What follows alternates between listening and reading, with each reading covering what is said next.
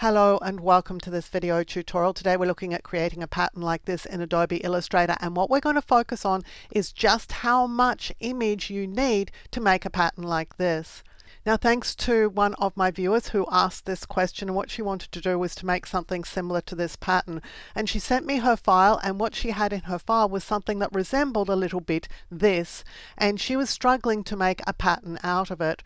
So we're going to have a look and see why this is not going to work, and why this is not even the ideal pattern element to start with either. So this is a little bit instructive, a little bit less on how to actually make the pattern, and a little bit more on how to determine what you need to make a pattern like this. So I'm selecting my object. I'm going to Object Pattern Make. Now, the difficulty with a design like this is actually going to be to get everything to overlap. So we're going to use brick by column because that's going to give us a nice offset here. We're going to start bringing in the sides, and we're going to need all these shapes with the pink outline to overlap each other. And we're going to need the lines, those sticky out lines, also to overlap each other. And you can see that there's a big problem here. We're getting sort of double lines. And if we don't have everything right down to the very smallest value, this is just simply never going to work. We've got circles here that aren't overlapping, we've got lines here that aren't overlapping, and the pattern really is just going to be a disaster. So I'm just going to turn my artboards off for a minute so that you can actually see what the issue is going to be. So we need to focus on these areas where the overlap's going to be, and you can see that absolutely nothing is lining up. So that basic design element is too much. We need less than that. So let's just cancel out of there, and let's go to this one. I'm going to select over it, and let's try and make a pattern out of this.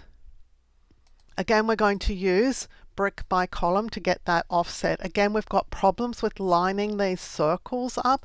So I'm going to bring in the width, and then I'm going to bring in the height. So we need circles and lines to line up. And you can see here I've got my lines to line up, but my circles aren't lining up. And so if I come in here and try to delete them, that's a possibility, is just to start removing some of these circles. I'm going to have problems with the lines going over the top of the circles, and what I can do to solve that problem. If I need to get rid of this one, then I've got this overlap problem here. And if I change the overlap to suit this one, it's not suiting this one. So basically, again, I've got too much. There's no easy way to get this pattern to actually work. So let's just cancel out of there. And let's have a look at how much pattern we actually do need. And you're going to potentially be really surprised about this. I'm going to grab my direct selection tool here, the white arrow tool.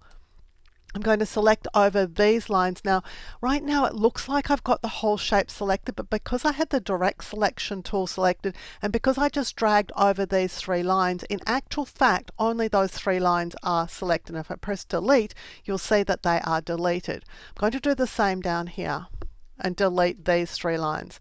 I'm also going to delete this circle, and there's three little dots just hanging around there. I'm going to delete those too. And I'm going to delete this circle, and I'm going to delete this circle. So this is all I need to make that repeating pattern. And as I said, it's way, way less than you might think. So let's see how this is going to go together. Ultimately, what this circle is going to do is it's going to fill in this circle spot here, and the one here, and the one here. And these lines are going to fill in this edge. So let's see, Object Pattern Make. Click OK. Let's go to our brick by column, and let's start bringing things in.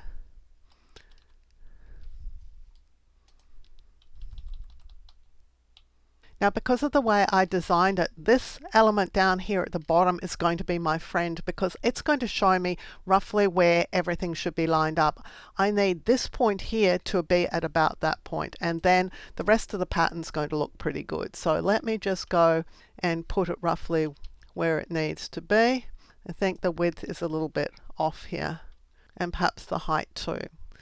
So because these are sort of lined up here, the rest of the pattern is going to be just fine. But you might be seeing here that there is a slight overlap issue. Well, the overlap issue can be solved here by just clicking on these options until we get a combination that is going to work. So I think this is the option that we need here, left in front, but I also think we need bottom in front. And so you can see here that we've got a clear path here. None of these black lines are coming over the shape, and this pattern is absolutely perfect. So it's made up of a very small amount of content, just one circle and this bar, but you can see that when this shape comes into itself on a brick by column arrangement, these edges here become the other edges of the design. So very, very simple stuff, very simple design. And let's just click done.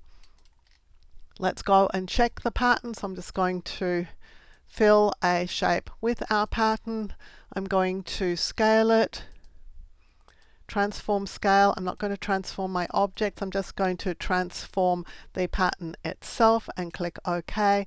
And we have got a perfect pattern with all the overlaps looking just fine, everything lined up. It's way, way simpler to do.